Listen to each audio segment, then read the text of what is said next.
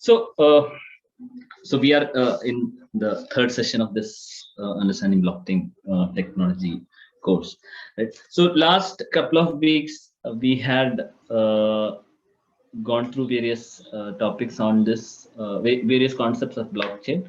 So we talked about what a blockchain network is, and then I showed you how a logistics use case can be benefited by using a blockchain network. We also talked about what are all the various features of blockchain, what is immutability, what is decentralized, how blockchain is transparent, how using blockchain people can get real-time updates on the data which is being transmitted across the blockchain network. And we also talked about what blockchain is. It's nothing but chain of blocks.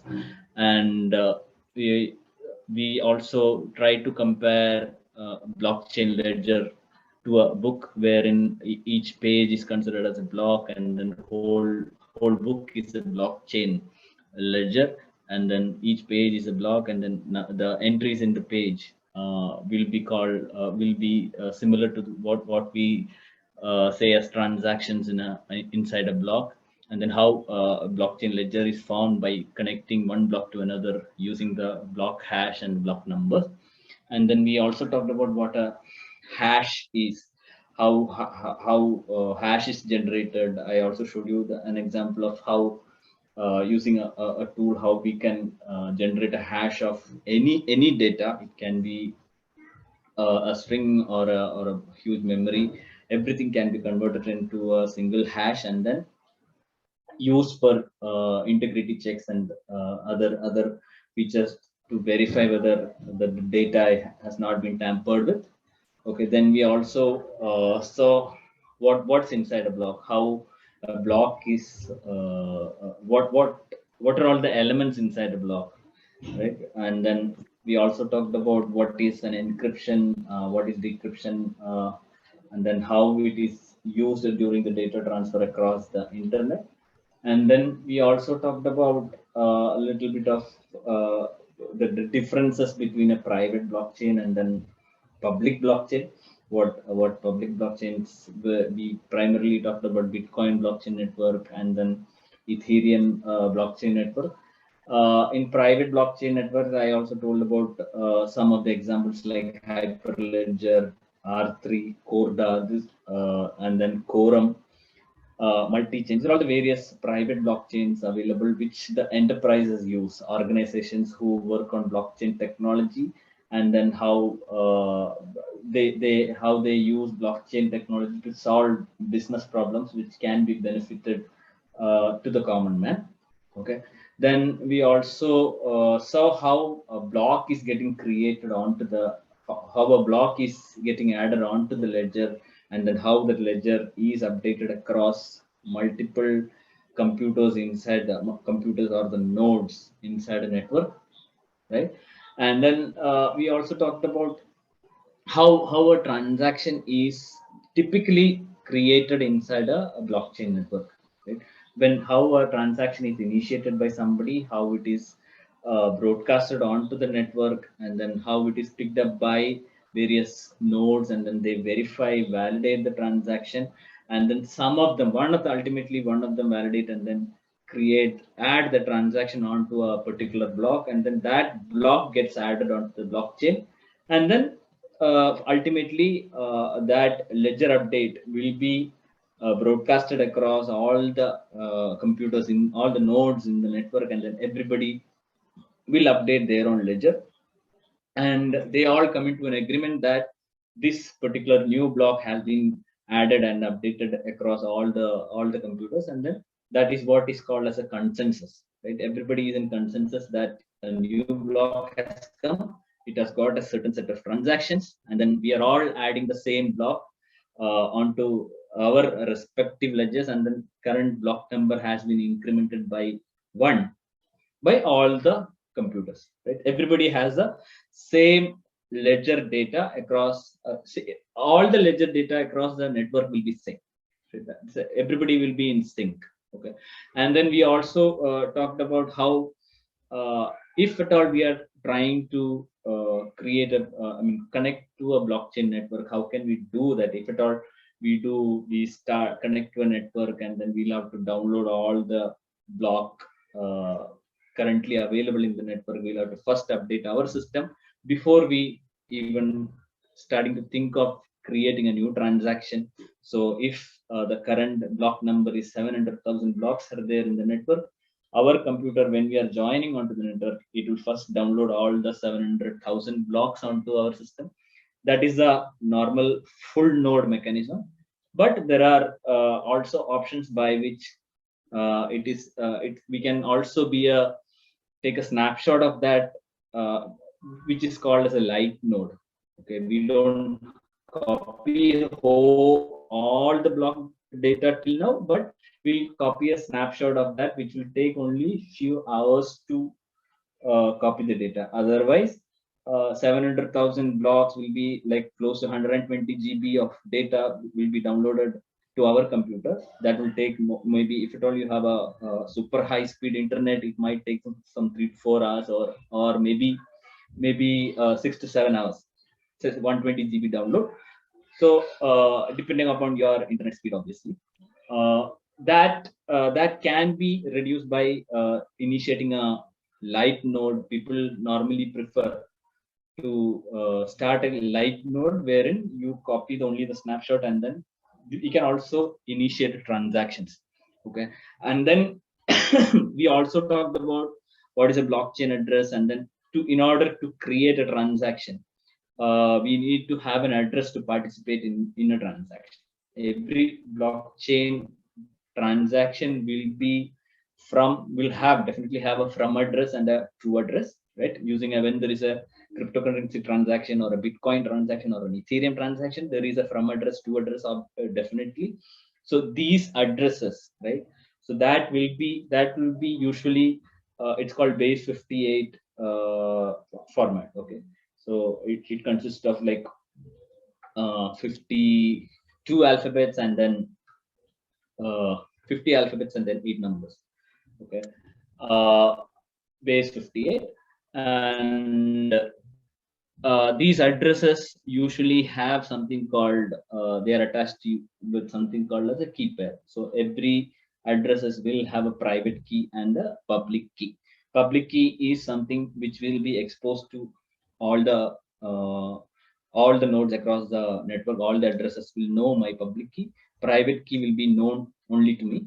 I will this concept of private key and public key is used to encrypt and secure a data. Okay, I can, if somebody is encrypting a data using my public key, I can decrypt using my private key. So if I want to send some data which can be read only by Satish, I will encrypt that data using Satish's public key, which I know. Okay, that public key will be known to me. Okay, Satish will expose his address, and then from his address, I'll be able to generate the public key. So public key is not known, but I don't know Satish's private key. Okay, so I will encrypt the data using Satish's public key.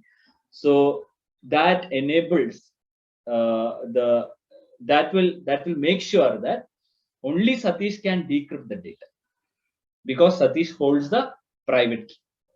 Okay, and then there is also another mechanism. There is two-way encryption and decryption. If I'm encrypting some data using my private key, others can decrypt the data using my public key. That will ensure that I am the person who actually sent it. Okay, so that way we can correlate and then figure out. That's why we say that this data is coming as an authentic data, and then it will go and reach only to the intended person. There are various mechanisms by which we use this kind of encryption decryption model, and then private key public key is used widely in blockchain transactions.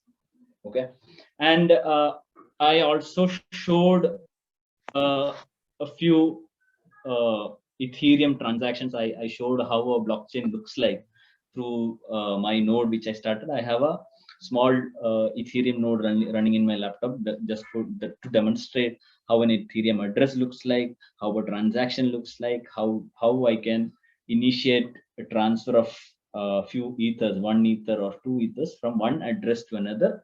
And then I also showed how the balance of sender gets reduced and then balance of receiver gets updated after a transaction. Is there any questions on the concepts of items which we talked about on the past 2 weeks? No. All clear? Yeah. That's nice to know. Thank you. Oh, okay. So we also told about concept of mining. Okay, so mining is a concept which primarily is involved in a public blockchain network. Okay, mining is the concept. The word mining is typically is correlated from what we see as a gold mine. Right? We miners. There are miners who dig up and find the gold. Right? They mine gold. So they create gold from nowhere. So they dig and find out the gold, and then they extract the gold. Similarly, in a blockchain network, Bitcoin blockchain network, mining is something which is used, which says that you do a hard work.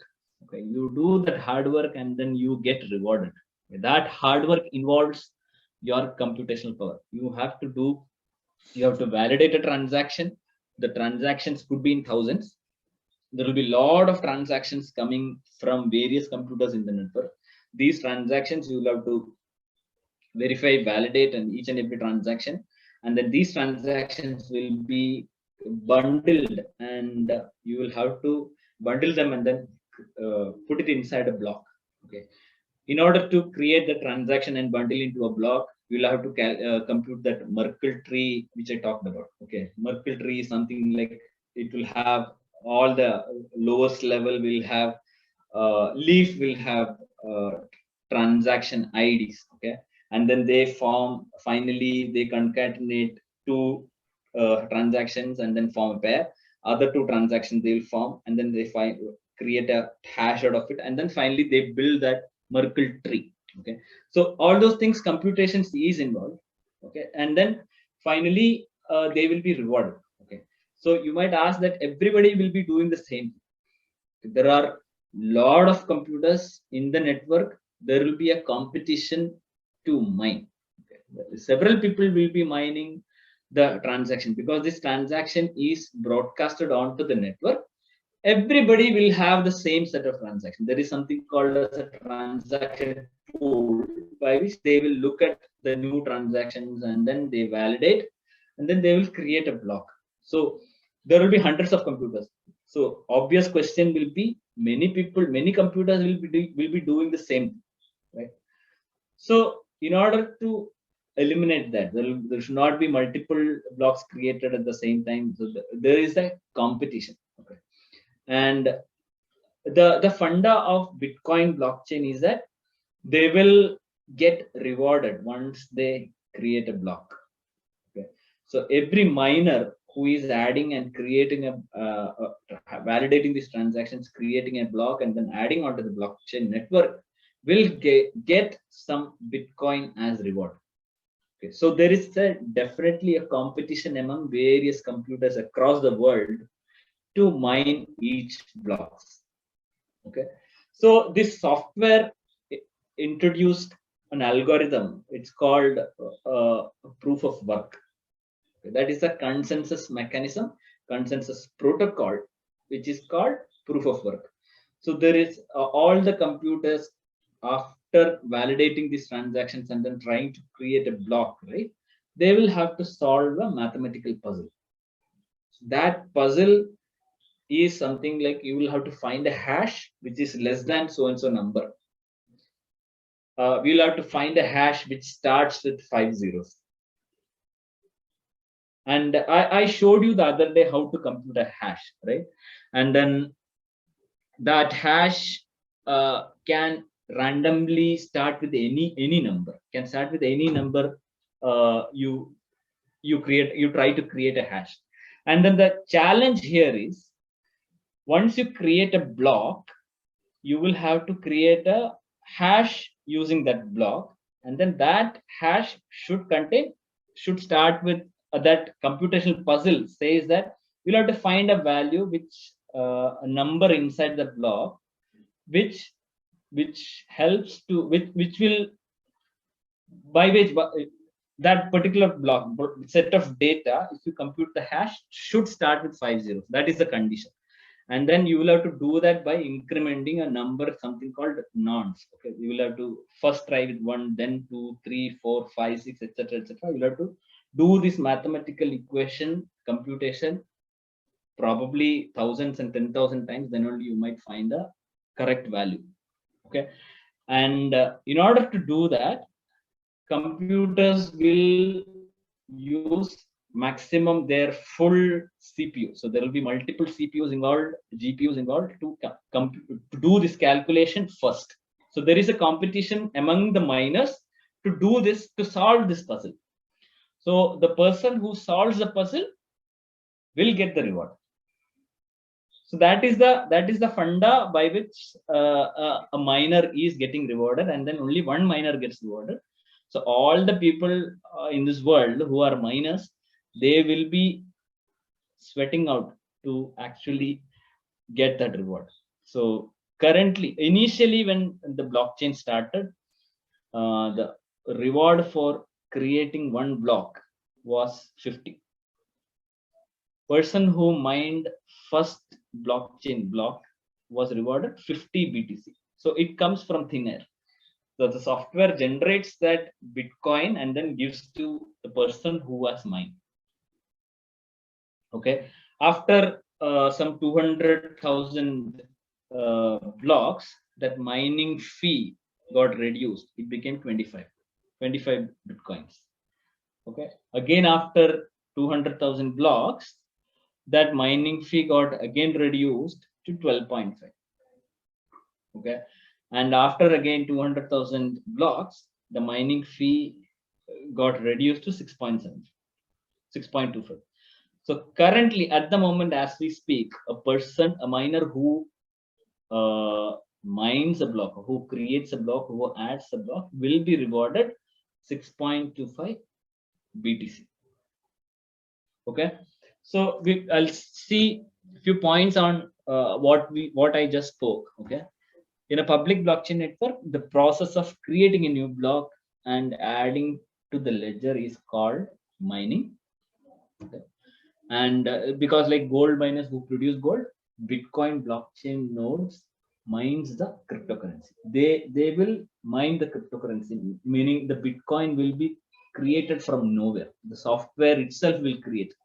The software is programmed to do like that, and that is accepted by all the computers in the world just now. Whoever is connected to the Bitcoin blockchain network knows that a person who has mined, who has solved this puzzle, will get 6.25 Bitcoin just like that. It will automatically get generated. Okay. When they create a block, they get rewarded with Bitcoin, BTC. BTC is the symbol. We call it as Bitcoin. BTC as Bitcoin. And since anyone can validate the transaction and create a block, the platform enforces the nodes to solve a mathematical puzzle before they can add a block and then reward. That was a mathematical puzzle which I told. Okay. And first miner who solves a puzzle gets to add the block, and then once he adds the block, he gets rewarded. And the interesting fact is that once the person has solved the puzzle, right, he will broadcast that I have solved the puzzle. This is the hash. Okay. And he will say that I got the answer to this by this is the data I used to get that particular hash. Okay. Once he had used his computation power and then got that hash, okay, all the other nodes can verify that in split seconds, because that hash can be generated verified by all the computers in no time. They will say, yes, I do check, your hash is correct. Because the funda of hashing is that if I say that the hash of particular block is this, if that computation is done at your computer also, it will say the same value. If it is done at somebody else's computer, it will give the same value. So they all can verify that, yes, he has actually found out the value, and then we all agree that he is a person who did this calculation, and then he will add his block. Okay. By doing that, everybody comes into agreement. Everybody comes into the consensus is reached, and then person who added the block will get rewarded rewarded by 6.25 bitcoins. Okay. And this method is called proof of work. Okay, so they have to prove that I have solved the puzzle. This is the proof that I have solved it. You all can verify. Okay. POW is a consensus mechanism used in Bitcoin blockchain. Similarly, each and every platform, Ethereum platform or a Hyperledger or any other thing, there are various blockchain networks available, public and private blockchain. Every blockchain network will have something called consensus protocol, and then they all have different mechanisms by which they reach to the consensus. One of them is proof of stake, and then proof of authority, etc., etc. It all depends on how the protocol is defined while building the software. Okay. The most popular one is proof of work. That is what is being used in the Bitcoin blockchain. Okay, and the consensus main purpose is to achieve agreement on all the transactions among the blockchain nodes. Any questions?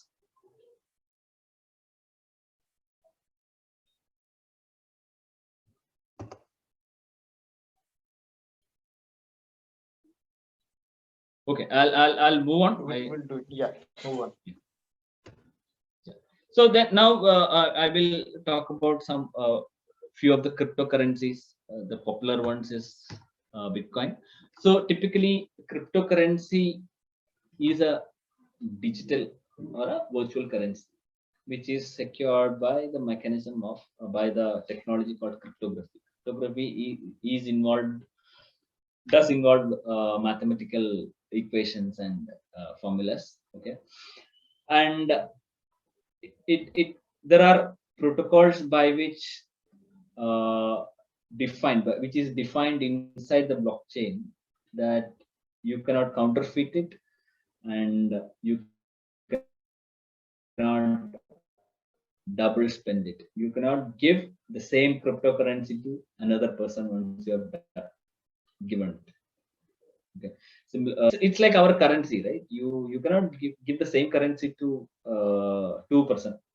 Though it is a physical currency, when you give that currency to a person, the currency is gone from your side. Okay, but since it's in a digital world and everything is virtual, okay, this is a digital currency, and it's a piece of memory. Actually, this currency is a piece of memory, and or it can be just called as a variable. If you say in programming languages, when you learn about programming language, it's just a variable holding place of some data. Okay, so if you look at a Word file, okay, Microsoft Word file or a text file, you can create a copy of that. You can create an image.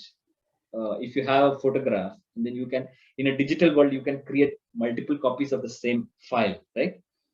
So when we talk about digital data, you can always replicate the digital data. So this cryptocurrency is actually a digital data, but it cannot be replicated. All the cryptocurrencies are different. Okay, there are 10 bitcoins are there. Okay, I cannot create if I have 10 bitcoins in my wallet, I cannot create a copy of that 10 Bitcoin and then give it to multiple people. It will go from my account. So that is how this whole protocol works, and uh, it will not allow something called double spend. You cannot double spend the cryptocurrency, and all the cryptocurrencies are decentralized network. They are all in decentralized network, and then they are all based on the blockchain technology. Okay. Primary one thing which I want to emphasize here is Bitcoin is not blockchain. Okay. Blockchain is not Bitcoin. Bitcoin is a cryptocurrency which uses blockchain network. Okay. Blockchain is a technology which is used in the Bitcoin blockchain network. And the blockchain technology involves various technologies, right? Cryptography, hashing, encryption, decryption, private key, public key, network, computers connected to each other, identity, etc., etc. There are a lot of factors which constitute a blockchain technology, and then Bitcoin is a commodity which runs in the blockchain network. Bitcoin is a cryptocurrency which uses blockchain technology. Okay, and a defining feature of cryptocurrencies is that they are generally not issued by central authority. The platform is generating cryptocurrencies, and then this public blockchain platforms are not owned by anybody. There is no central authority. That is a primary feature of Bitcoin. It is not regulated. The software and the protocol which is defined inside the software, right? That is the one which decides how many Bitcoins should be there. What is the criteria when a new Bitcoin should be added onto the network? See, if I say that a miner will be rewarded with 6 Bitcoins, you can always think that how many, there will be a lot of Bitcoins in the circulation, right? See, whenever this mining happens, there will be abundant Bitcoins in supply circulating, but that is not the case. We'll talk about the Bitcoin logic, why this Bitcoin is really important in this Bitcoin blockchain world, is that there is the protocol defines that there is a limited supply of Bitcoin defined. Okay, I'll come to that number in a couple of slides. There are various types of cryptocurrency. Okay, first blockchain based cryptocurrency is Bitcoin, obviously, and then there are a lot of other cryptocurrencies which are existing in the world just now, like Bitcoin, Ethereum. These are all few numbers. Ripple, Polkadot, UMA, Dogecoin. There are various cryptocurrencies available in public, and then there are several decentralized exchanges which help you to buy these cryptocurrencies, keep it with you, and there is a market just like similar to our share market, right? You can buy these cryptocurrencies due to some reason. We don't know why. I cannot explain why. What defines the value of that cryptocurrency? Okay, the value will go up. The people will exploit that situation. I buy 10 ethers now, keep it and wait for value of Ethereum to grow up, right? And then after that I sell it off.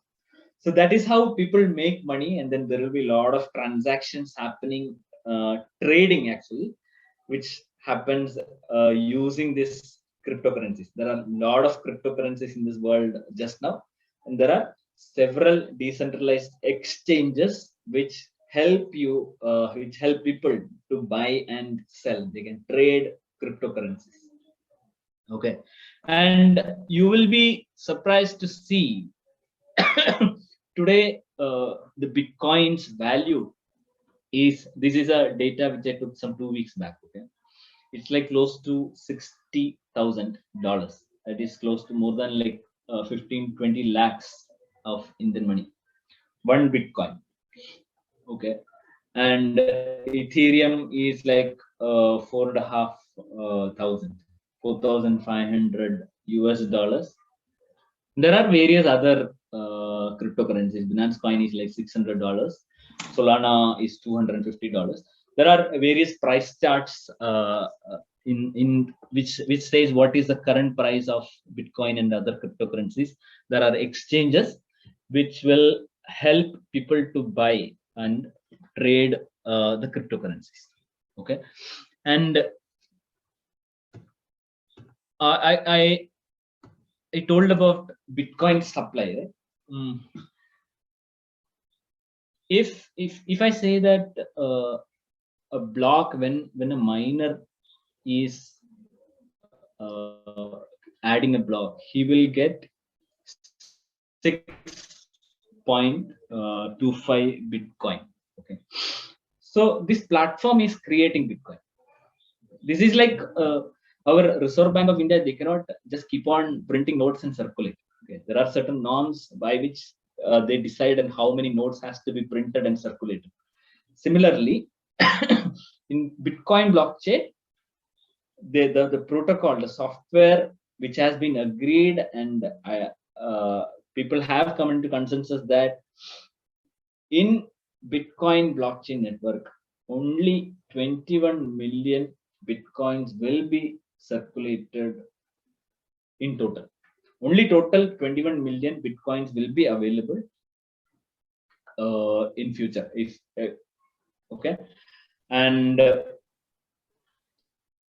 currently, okay, as we talk, okay, there are like close to 2 more million Bitcoins to be mined.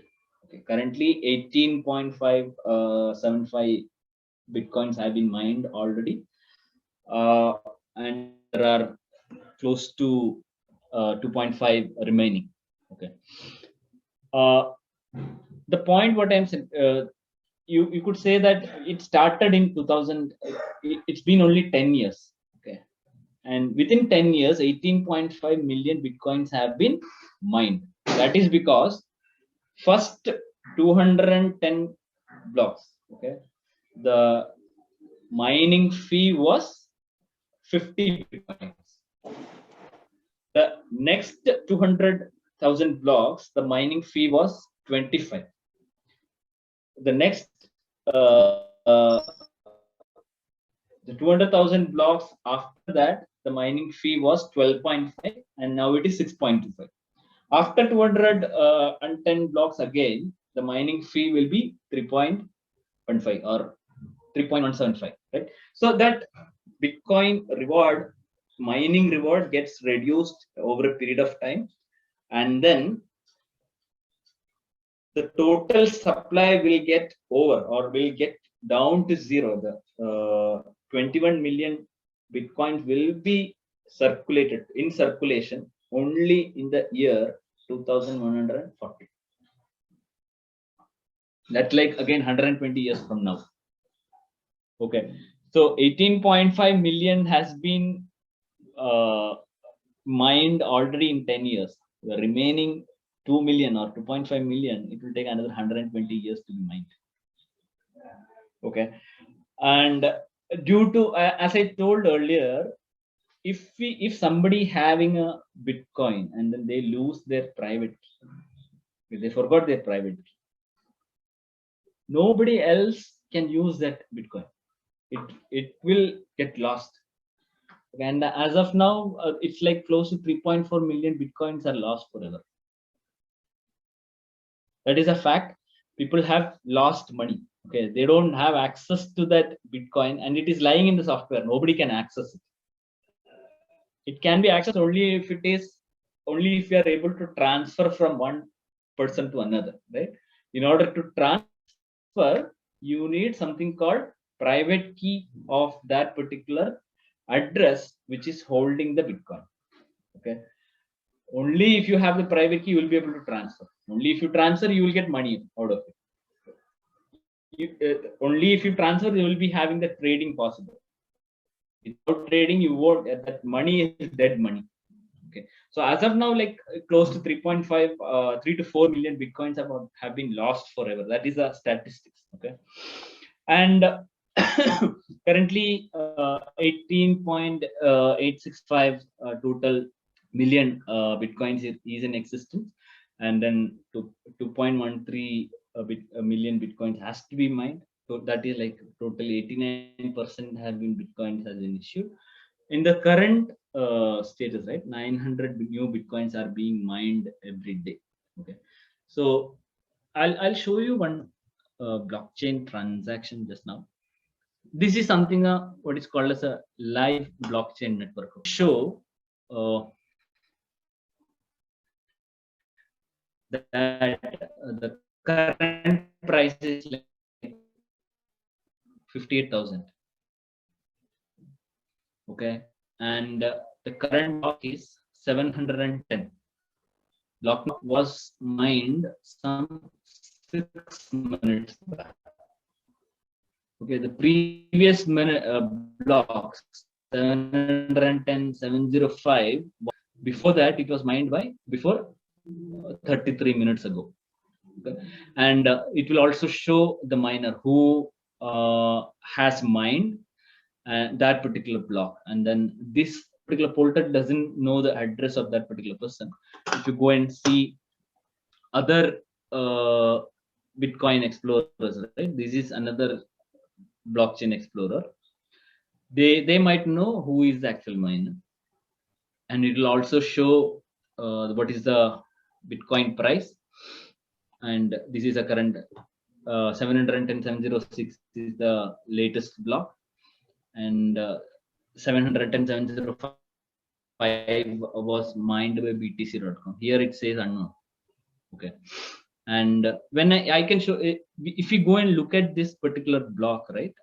I had said that each block will contain certain set of transactions. Okay. This is the block's hash, and number of transactions inside this block is like 2,500 transactions are there in this particular block. The block's height is 710706. Block's hash is this, and it will also contain previous block. I don't think it is shown here. The block reward. This is what I showed. Okay, 6.25 BTC. Okay, so this is the block number 510510. This was mined in 2018. Okay, what I wanted to show you is this block reward. In 2018, block reward was 12.5.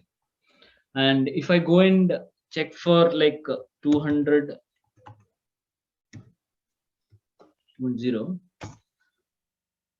block number 210, it will say the block reward is 25. And if I say block number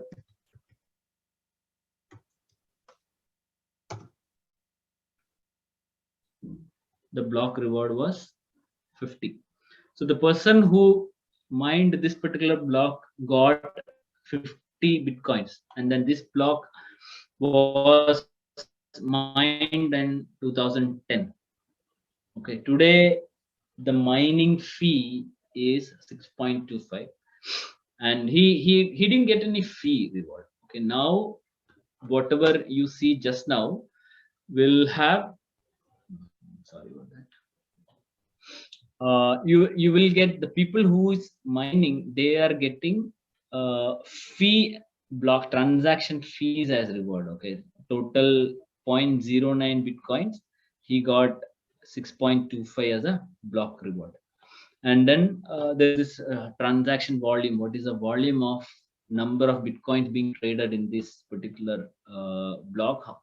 Total it has got like 2,500 transactions, and it will also show the transaction, and each transaction will have a hash. Okay, and 6.35 is the rewarding transaction, coin-based transaction. This is a transaction hash of one particular transaction. If I open up that, it will say that this particular address transferred 0.037 Bitcoin to this address and this address. So this guy got 0.01, this guy got 0.2601182 Bitcoins. So that is how a transaction looks like. It will have a transaction hash, and it says the status says confirmed. It was received at 2111, that is today at 8 o'clock. Okay, so 16 minutes back, this transaction was initiated by somebody. Size of the transaction is 223 bytes. Its weight. There are various other parameters which I myself don't know. Okay, and it is included in block number 710706, and it is now, it has got one confirmation, which means that there is another block which got added onto this just now. So block number 707 would have been mined already some time back. Okay, so that is how typically a transaction looks like. Okay, if you're interested, really interested to find out what Bitcoin block explorer is and block, you can always visit blockchain.com, and then if you go and search for explorer, you will see how many blocks has been mined, and every day how many transactions are there created. So you can see that these many transactions are coming frequently. They are ready to be mined. People will mine, and then those transactions will go inside a block and then get added onto the ledger, and everybody will update their ledger. Okay, and who sets the price of Bitcoin? That is something which we don't have any control. It is defined by the market. So it's like usually price of something, some commodity is defined by the demand and supply. Okay, when there is more demand and less supply, the value goes high, and then when there is less demand and then supply is there, okay, the value obviously will be less. If there is nobody trading, there is one fine day people stop transacting onto the Bitcoin blockchain, right? The price will go down. If there is no demand, people will not buy Bitcoins, and then its price can crash drastically. Because there is a demand to buy. It's like people collecting gold. They buy and keep gold as a asset, and then keep it in their bank lockers or at their safe, right? So Bitcoin is a commodity similar to gold just now. Bitcoin is the new gold. So that's what they say. So you buy and keep it, and people will wait for its price to go up. Just like trading in the share markets, the price of the share goes up due to if you are buying in normal share market, if you are buying a share of, like, say, Reliance or any other bank or healthcare related share, and then if that business is doing good, the value of the share goes up. But in case of Bitcoin, it is not such like that. The market is driving. If the people go and rush to buy Bitcoins, obviously the value of the Bitcoin goes up. And then if there are no people who is ready to buy Bitcoins to trade Bitcoins, obviously it comes down. So there is no such real reason to say that when will it go up, when will it come down. It's not known to anybody. The market is controlling the price of the Bitcoin. Okay, and it's like a more demand, less supply, the price goes up. More supply, less demand, price goes down. Okay, and this sizing I mentioned, a successful miner, right, who is finding a new block is allowed by the rest of the network to collect for themselves all transaction fees. They'll get all the transactions fee, and they also get a predetermined reward for newly created Bitcoins. Okay, and as of now, like 11th May 2020, the reward is like 6.25 just now, and then currently it is 710,000. Once it crosses 880 blocks, the reward will become 6.25 divided by 2, that is 3.125. right? Okay, so that is a concept of miner, and then why there are miners. So people are doing this, solving this particular mathematical puzzle, and then validating this transaction and creating this block just to get that transaction fees and the 6.25 BTC onto their wallet. So they get that Bitcoin in their wallet, they get rich. Okay, and now the minus, if you are thinking that you obviously, if you have a computer and then if you are able to solve that puzzle quickly, okay, you will also get that reward.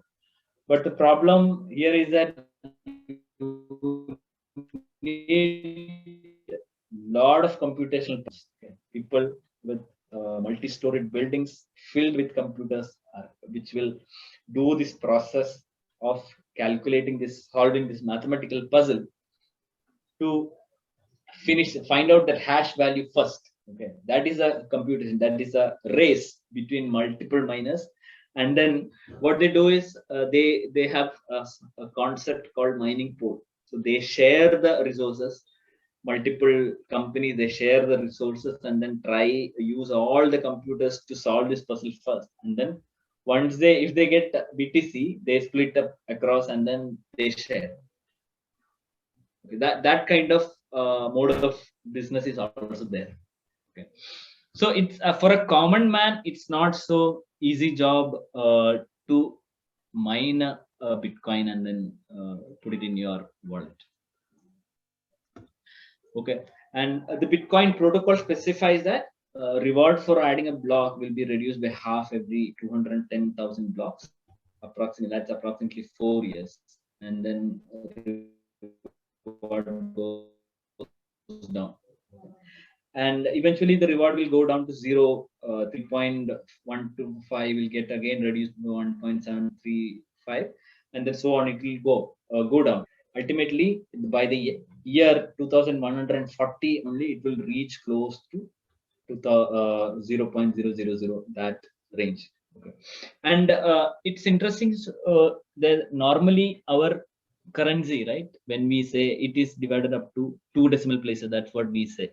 100 rupees or 1 rupee is like 100 paise, right? So similarly, Bitcoin can be divided into close to 10 raised to 8. Okay, that's how we say the units of Bitcoin. One unit of Bitcoin is called a Satoshi.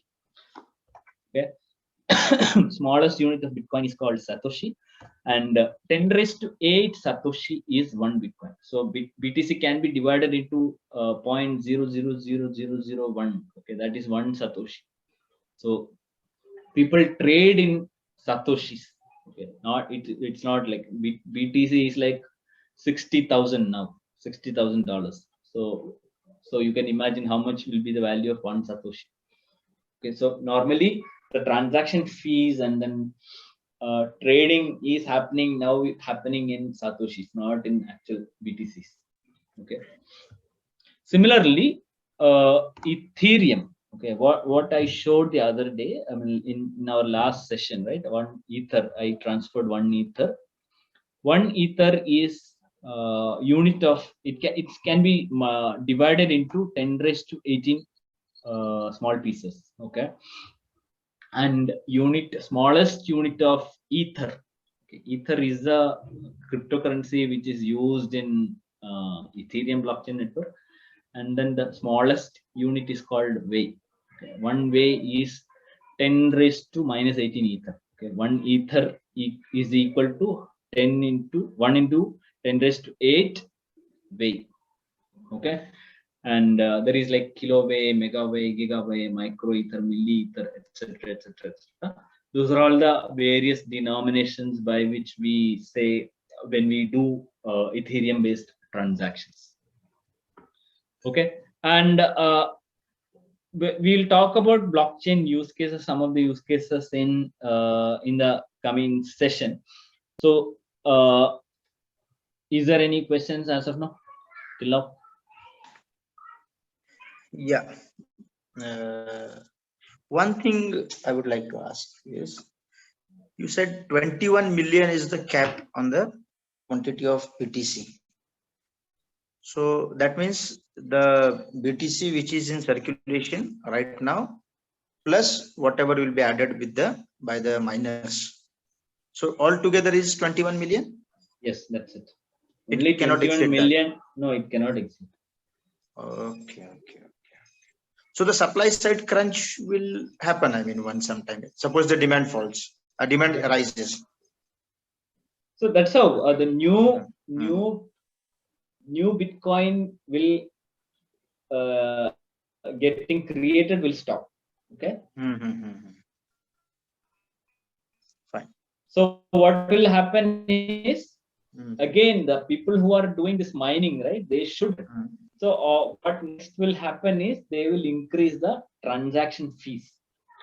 Well, if we notice in when I showed the 100,000 block wherein the person was getting 50 BTC, the transaction fee was 0.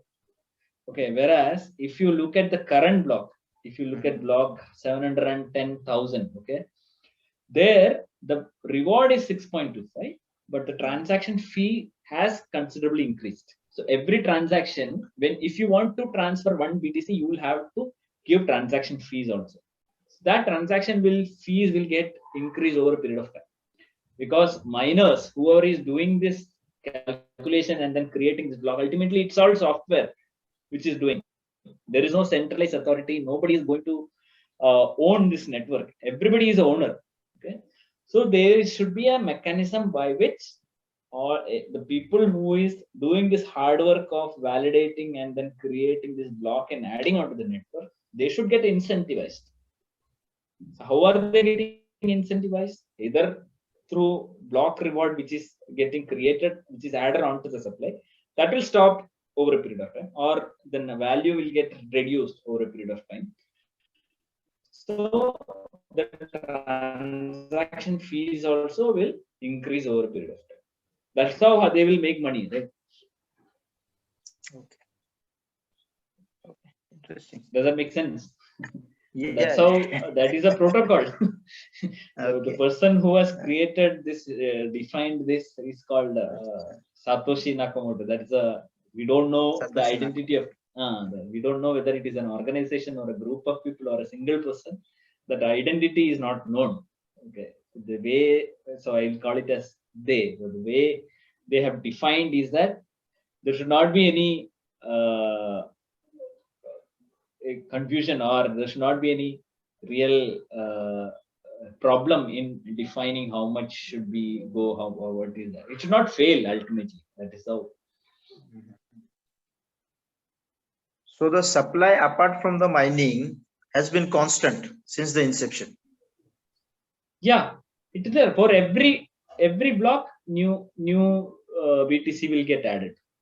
Earlier it was 50. So for later on it became 25. After that it became 12.5. Now it is 6.25. Tomorrow it will be 3 point something. After that it will be 1.7. It goes down. It becomes reduced. Yeah, quite interesting. So this is the concept of what is happening in the Bitcoin and Bitcoin world. Ethereum and other cryptocurrencies related to this, right? There are people who say that my company is doing good and we are a cryptocurrency company. There is no direct mapping to say what defines the value of the currency, but people just claim. One more thing I read in the newspaper just recently, one article. It says that one of the issues with this Bitcoin and other cryptocurrencies is that the value of the Bitcoin on different exchanges at the same point of time is different. Correct. So if it is validated throughout the network and if the data is same, how the value can change then? That is all. The market is not Market doesn't have any yeah. relation to this network. Market doesn't have any relation to the network.